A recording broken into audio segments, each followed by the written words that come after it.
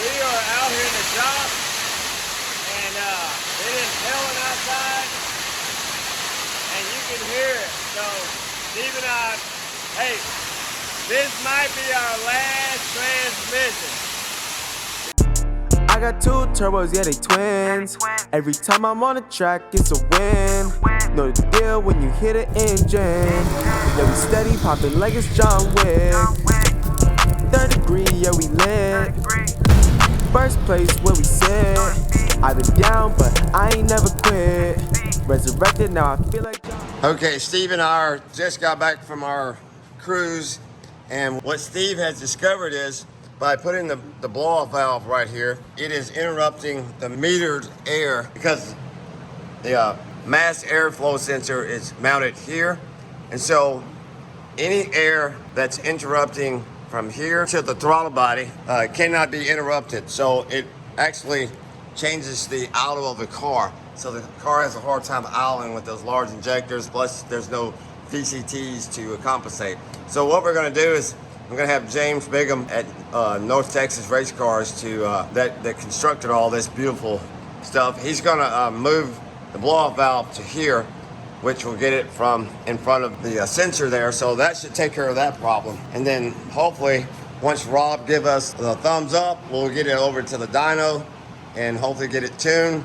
And of course, I got my man, Steve Ellis, but I'm gonna raise the car up and show you guys underneath the car. Okay, underneath the car, obviously, you know I have the Street Sleeper Hellion kit with twin 68 70 Gen 2 precision turbos. Guys make an awesome kit. Of course, as I told you before, James modified everything with the Wiggin style clamps, just so we don't have any boost leaks, blowing off any boots. I love this.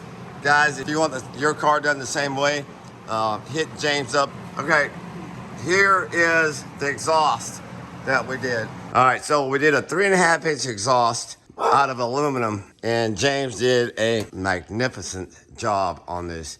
So 3.5 inch exhaust, X pipe, all the way up to the turbos, which we put larger AR housings so we don't have that issue with back pressure. So as you can see, the lockup converter.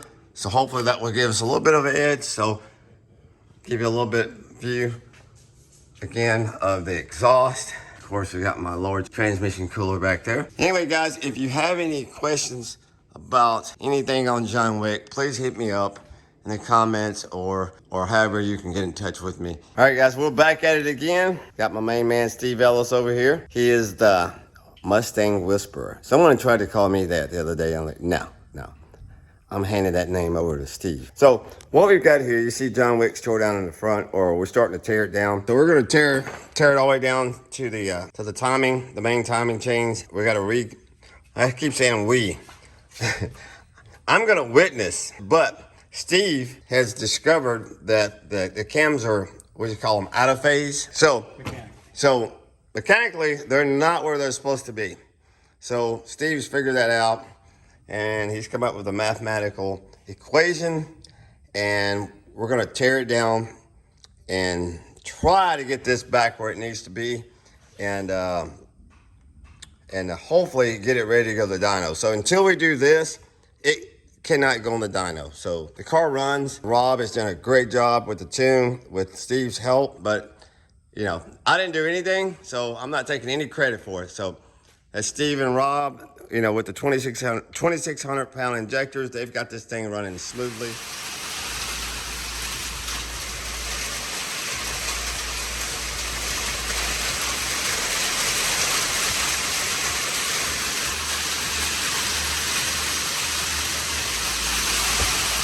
After this, I don't know if we're gonna make it because there is a tornado outside.